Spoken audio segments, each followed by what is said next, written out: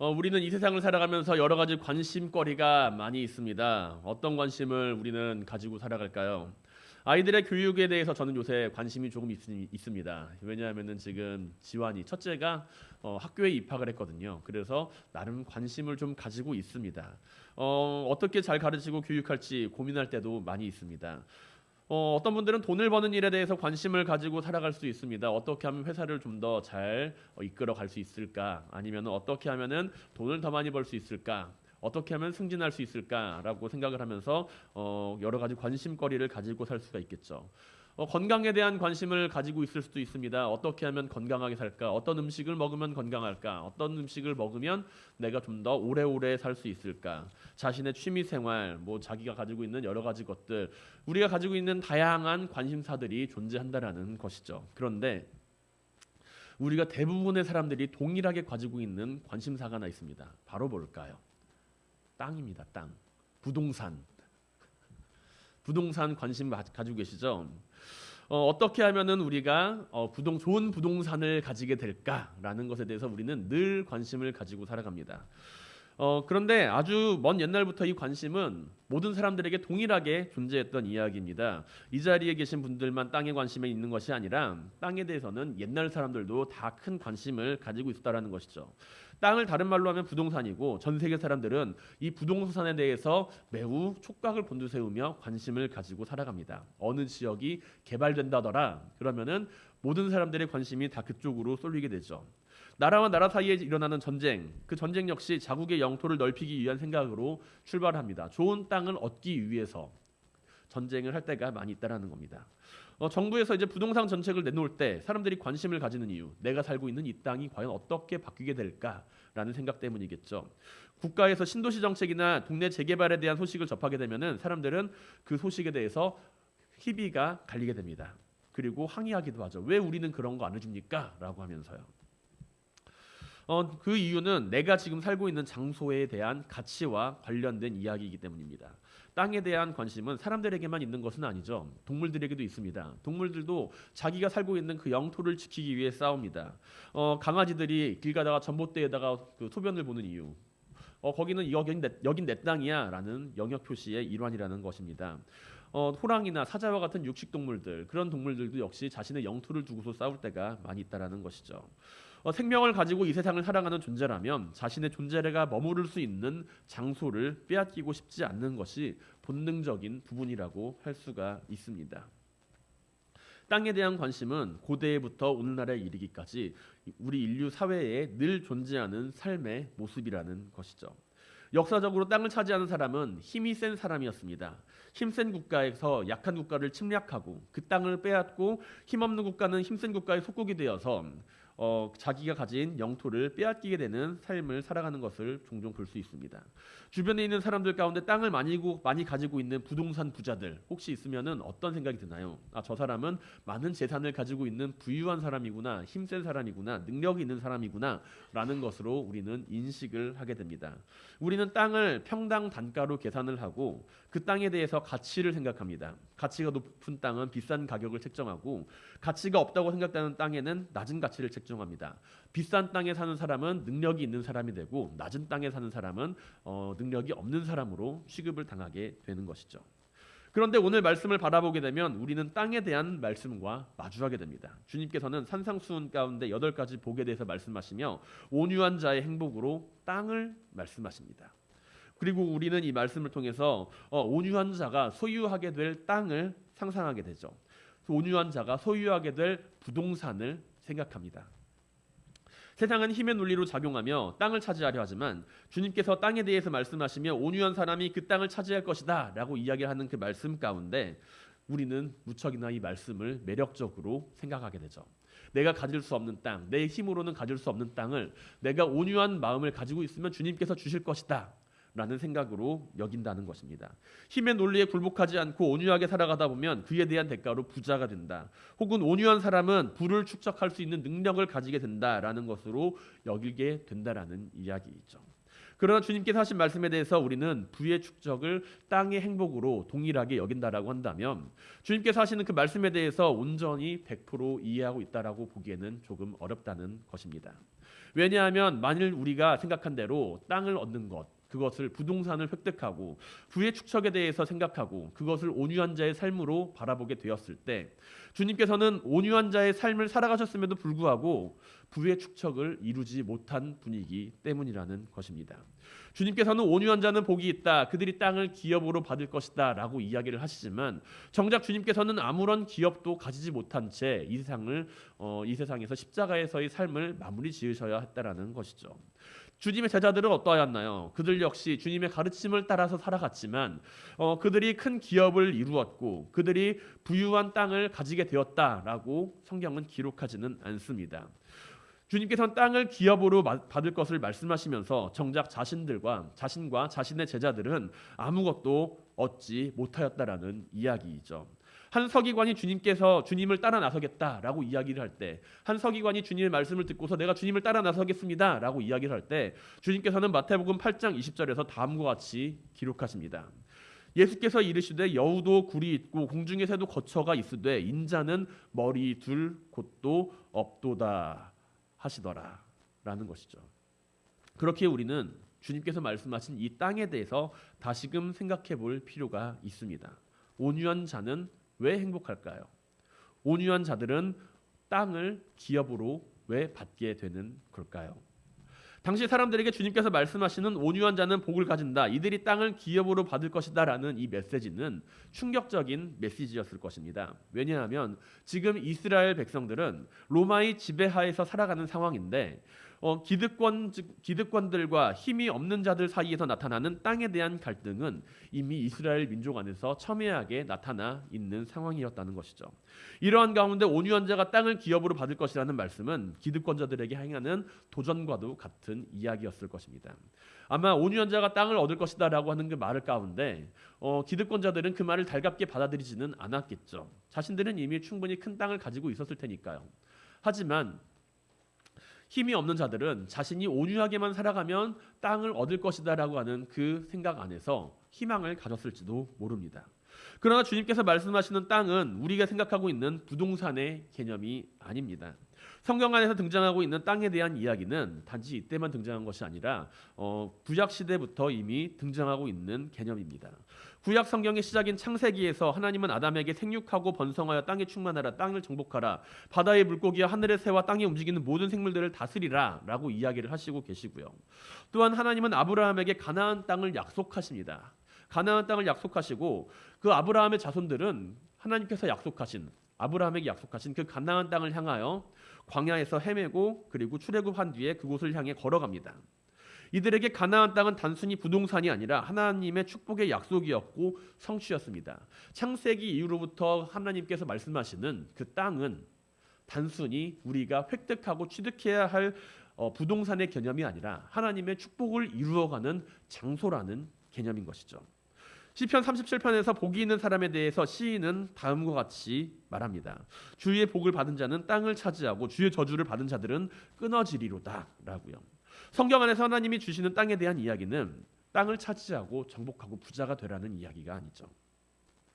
그것을 넘어서 하나님께서 하시는 말씀은 너희가 땅을 정복하고 번성하고 그곳을 점령하는 것 가운데 부자가 되는 그 의미를 넘어서 하나님께서 함께 하시는 그 축복을 이루어가는 가운데 전인적인 축복을 이루어가라라는 이야기입니다.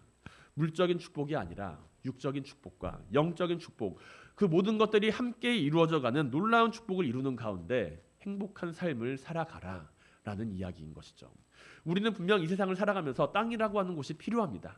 하지만 땅이라는 것만이 필요한 것이 아닙니다. 태초에 사람이 하나님 앞에 죄를 지었던 것은 무엇 때문이었을까요?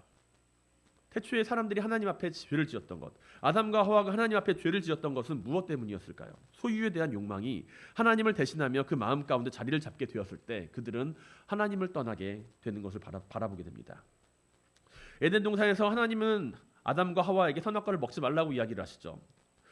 그런데 뱀이 하와를 찾아와서 그가 가진 소유에 대해서 바라보게 합니다. 뱀이 여자에게 묻습니다.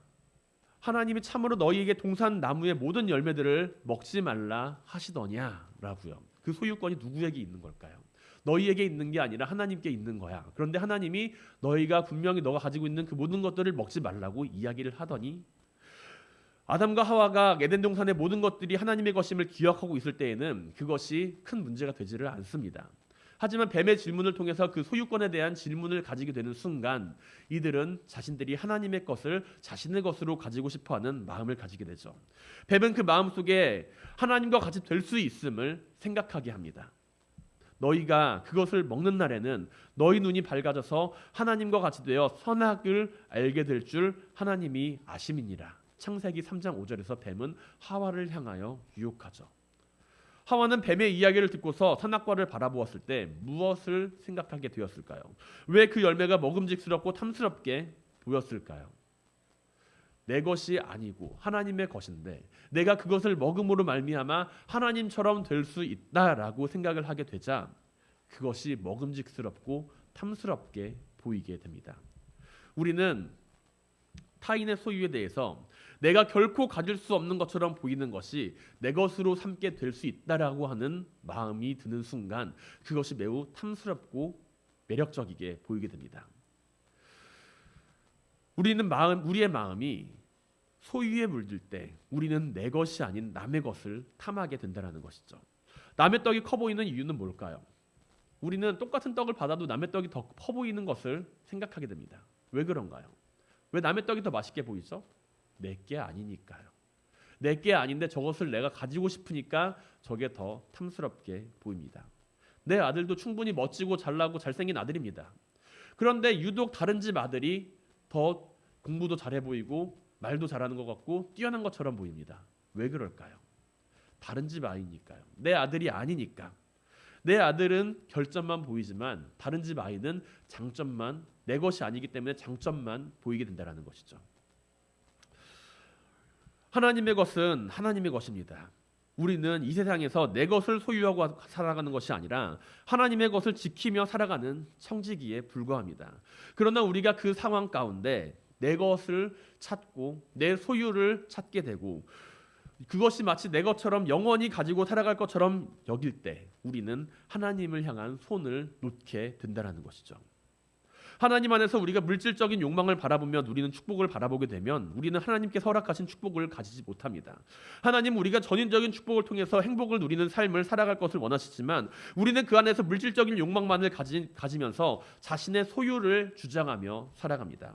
우리는 그 안에서 물질적인 욕망을 통해서 그 땅 역시 우리가 살아가는 이 땅 역시 그 소유에 해당하는 이미지를 가지고 있습니다. 땅을 가르고 땅을 나누고 땅을 평가합니다. 땅에 대한 소유권을 주장합니다. 하나님께서 허락하신 이 땅에서의 삶을 살아가는 가운데 우리는 그 땅을 가르고 나누며 평가하며 그 가치를 평가하고 그 가치에 따라서 사람들을 나누게 됩니다. 하나님께서 원하시는 삶은 땅에 거하는 가운데 그 땅을 기업으로 받아 살아가는 삶이라는 것이죠. 그 땅을 가르고 나누면서 살아가는 것이 아니라 그 안에서 그 가치가 아니라 자신의 가치를 바라보며 살아가는 삶입니다. 우리가 내 것이라고 주장하는 땅 안에서, 땅 위에서 우리는 살아갑니다. 이 땅은 내 거야 라고 이야기를 하면서 우리는 그 땅에서 살아갑니다. 그 땅을 평가합니다. 그 땅을 소유합니다. 그러나 정작 땅이라고 하는 것은 우리가 소유하고 싶다고 해서 소유하는 것이 아닙니다. 이 땅에 태어나 발을 딛고 서는 순간, 이 땅에 우리가 생명으로 태어나 발을 딛고 태어나는 순간 우리는 이미 이 땅에 속한 사람이 된다는 것이죠. 나는 이 땅을 소유하고자 하지만 나는 태어나는 순간부터 이 땅에 속한 사람으로 살아가게 된다는 것입니다. 우리는 이 땅 위에서 안정을 찾기를 원합니다. 이 땅 위에서 행복을 찾기를 원합니다. 그래서 땅을 나누고 이 땅이 내가 행복한 땅에서 살아가고 있다는 것을 생각하며 그 땅에 가치를 부여합니다. 그러나 우리가 아무리 그 땅을 행복하고 가치 있는 땅으로 만들려고 해도 내가 그 땅을 소유하려고 하는 순간 우리는 그 행복에서 멀어지게 된다는 것이죠. 땅은 우리가 소유하는 것이 아니라 소속되어 있는 곳이며 그 땅의 주인은 하나님이시기 때문입니다. 하나님의 것을 내 것으로 만들려는 순간 우리는 이미 하나님께서 허락하신 행복에서 점점 멀어지고 있는 삶을 살아갑니다. 주님께서는 땅을 기업으로 받을 것이다 라고 온유한 자를 향하여 말씀하십니다. 이것은 놀라운 축복임에는 분명합니다. 분명히 부동산 부자가 되는 것이 아니라, 단순하게 부동산 부자가 되는 것이 아니라 그 안에서 하나님의 것을 올바르게 분별할 수 있는 지혜를 가지게 된다는 것이죠. 누군가에게 땅을 사거나 얻으라는 것이 아니라 기업으로 받는다는 것은 그 대가를 치르지 않는 것을 의미합니다. 내가 이 땅을 돈을 내고 산다는 것이 아니라 내가 이 땅을 기업으로 받는다라고 하는 것은 내가 이 땅을 선물로 얻게 되었다라는 것이죠. 우리는 주님께서 하신 땅을 기업으로 받을 자 안에서 잃어버린 행복에 대해서 발견할 수가 있게 됩니다. 땅을 기업으로 받는 사람은 누구에게서 그 땅을 기업으로 받게 될까요? 그 땅의 주인이신 하나님에게서 우리는 그 땅을 위탁받아 기업으로 삼아 살아가게 됩니다. 소유와 욕심으로 말미암아 서로 다투고 싸우는 모습이 아니라 하나님의 창조를 인정하고 그 안에서 온전히 하나님의 것을 하나님의 소유로 인정하는 정직한 청지기의 모습을 우리는 가지게 된다는 것이죠. 사랑하는 성도 여러분, 하나님의 땅을 선물로 받는 행복을 누리시길 바랍니다. 우리가 잃어버렸던 행복을 그 안에서 찾게 되길 바랍니다. 하나님이 우리에게 주시는 그 기업 안에서 우리는 그것을 내 것이 아니라 하나님께서 받은 것으로 여겨야만 할 것입니다. 우리가 누려야 할 행복은 물질의 행복을 넘어서는 전인적인 행복입니다. 그것은 내가 구입하거나 살 수 있는 것이 아니며 하나님께로부터 받을 수 있는 축복입니다. 세상 사람들은 많은 부동산을 소유하면 그것을 행복으로 여기고 그것을 기쁨으로 여깁니다. 그러나 우리는 하나님께서 주시는 놀라운 행복을 알고 있습니다. 시편 84편 10절에서부터 11절에서 다윗은 이렇게 노래합니다. 주의 궁정에서의 한 날이 다른 곳에서의 첫날보다 나은즉 악인의 장막에서 사는 것보다 내 하나님의 성전 문지기로 있는 것이 좋사오니 여호와 하나님은 해요 방패시라. 여호와께서 은혜와 영광을 주시며 정직하게 행하는 자에게 좋은 것을 아끼지 아니하실 것임이니이다. 만군의 여호와여, 주께 의지하는 자는 복이 있나이다. 아멘. 우리가 있는 곳이 내가 있는 곳이 아니라 하나님께서 거하시는 그 땅에서의 축복을 이루어가기를 간절히 바랍니다. 우리의 삶이 우리의 소유와 욕심으로 자리를 잡는 것이 아니라 하나님 안에서 우리가 머무는 그 땅이 하나님께서 우리에게 허락하신 청지기로서의 삶을 살아가는 모든 성도님들이 되시기를 주님의 이름으로 간절히 축원드립니다. 오늘날 우리가 살아가는 사회는 또한 온유함보다는 강인함을 요구하는 사회라고 생각이 됩니다. 강인하고 지혜로우며 다른 사람들과의 경쟁에서 승리하는 사람을 우리는 우수한 인재라고 평가합니다. 반대로 온유함은 유약해 보입니다. 온유함은 무능해 보입니다. 무능함은 패배한 사람처럼 보입니다. 다른 사람의 말에 쉽게 휘둘리는 것처럼 보이고, 온유함이란 다른 사람들의 말에 쉽게 굴복하는 것처럼 보일 때가 많이 있습니다. 그런데 주님께서는 온유한 자에게 하나님 나라의 땅을 약속하십니다. 왜 그럴까요? 온유함이란 약함이나 비굴함이 아니기 때문입니다. 헬라어로 온유함이란 프라우스를 말하는데, 이 말은 거친 야생동물이 잘 길들여지고 훈련되어 온순하고 부드러워진 상태를 지칭할 때 사용하는 용어입니다. 그 본성이 강인함을 품고 있지만 그것을 휘둘리는 것이 아니라 그것을 다스릴 수 있는 것을 온유함으로 성경은 이야기하고 있다는 것이죠. 이러한 삶의 모습을 우리는 동양 사상에서도 함께 발견할 수가 있습니다. 중용이라고 하는 덕으로 우리는 알 수가 있죠. 어느 한쪽에도 치우치지 않는 것을 중이라고 하고 변치 않는 것을 용이라고 이야기합니다. 이러한 삶의 모습 안에서 어느 한쪽으로도 치우치지 않고 그 중심을 살피며 변하지 않는 모습을 우리는 바라보게 된다는 것입니다. 목계지덕이라는 사자성어를 가진 일화가 있습니다.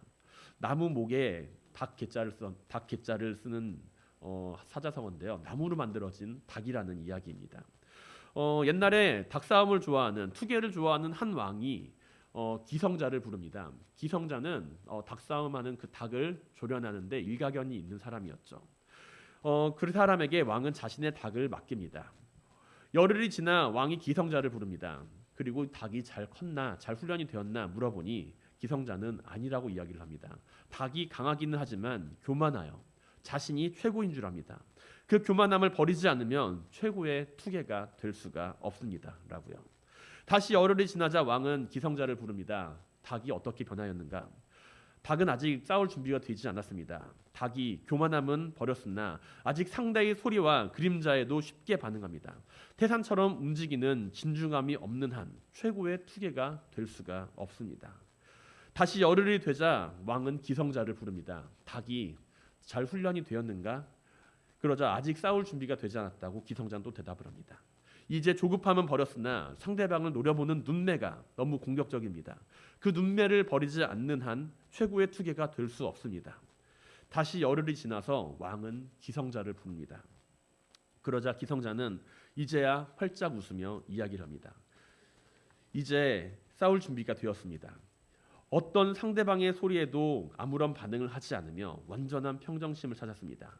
드디어 목계가 되었으니 이 세상 어떤 닭도 이 닭을 본다면 모두가 도망가 버리고 말 것입니다. 라고 대답하였다고 합니다. 우리는 이 세상을 바꾸었던 위대한 사람들을 많이 알고 있습니다. 전쟁을 통해서 유럽을 정복하려 했던 칭기스칸이나 로마 제국을 세운 알렉산더 황제나 유럽의 나폴레옹 등 역사적으로 유명한 인물들은 강하고 큰 힘으로 모두를 통합하려 하였습니다. 그러나 그들이 세운 나라는 이내 역사 속의 한 자락으로 사라지게 되었죠. 그러나 우리는 주님께서 세우시는 하나님의 나라에 대해서, 주님께서 다스리시는 하나님의 나라의 그 땅에 대해서 알고 있습니다. 주님께서 이 땅에 오셔서 십자가를 지시는 모습을 바라보면서 우리는 그분 안에서 유약함을 발견하는 것이 아니라 온유함을 발견하게 됩니다. 이 세상 그 누구보다도 강하고 능력이 있으신 분이 십자가에 달리신 것은 주님께서 가지신 사랑과 주님께서 가지신 온유함 때문이라는 것이죠. 주님께서는 마태복음 11장 28절부터 30절에서 다음과 같이 말씀하십니다. 우리가 함께 그 말씀을 봉독하도록 하겠습니다. 수고하고 무거운 짐진 자들아 다 내게로 오라. 내가 너희를 쉬게 하리라. 나는 마음이 온유하고 겸손하니 나의 멍에를 메고 내게 배우라. 그리하면 너희 마음이 쉼을 얻으리니 이는 내 멍에는 쉽고 내 짐은 가벼움이라 하시니라. 아멘. 우리가 알고 수 있는 온유함은 주님의 모습으로부터 찾을 수가 있습니다. 그 누구보다도 강하고 그 누구보다도 가장 위대하시며 가장 존귀하신 분이 우리를 위하여서 이 땅에 오시고 그 온유함으로 말미암아 죽기까지 하나님 앞에 순종하신 그 모습 안에서 우리는 주님께서 가지신 온유한 삶의 모습을 발견할 수가 있습니다. 사랑하는 성도 여러분, 우리가 주님과 같은 마음의 온유함을 가질 수 있게 되길 바랍니다. 온유한 사람은 행복합니다. 그들은 양보하고 선하고 착하게 살아가기 때문에 행복한 것이 아니라 그 중심이 흔들리는 것이 아닌 오직 한 분 하나님만을 바라보기 때문에 행복합니다. 하나님께서 하시는 일을 생각하며 그 앞에서 하나님의 것을 하나님의 것으로 인정하기 때문에 행복한 삶을 살아갑니다. 내 소유를 앞세우는 것이 아니라 하나님의 나라와 그 일을 바라보며 하나님의 일을 이루어가는 가운데 하나님께서는 온유한 자들에게 하나님의 나라의 땅을 맡기시며 허락하십니다. 그 안에서 우리는 하나님께서 허락하시는 물질적인, 영적인, 육적인 모든 행복을 이루며 살아가는 사람들이 되어야 할 것입니다. 우리가 가지고 있는 소유를 앞세우는 것이 아닌 하나님 나라와 그 의를 바라보며 우리의 삶이 온유한 자의 삶의 행복함을 가지게 되길 바랍니다. 하나님께서 이루시는 땅의 축복은 소유의 축복을 넘어서는 축복입니다. 육과 영을 채우는 행복입니다. 이 땅에서 하나님의 나라를 이루어가며 하나님의 은혜를 하나님께서 허락하신 이 땅을 살아가는 가운데 언제나 행복함 가운데 가지고 살아가는 모든 성도님들이 되시기를 주님의 이름으로 간절히 축원드립니다.